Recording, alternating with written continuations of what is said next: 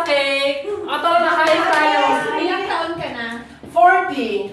Ay, hindi ka ba lumara sa matanda? Mabigayan, bastos ka magtanong na. Ano yan, ate or kuya?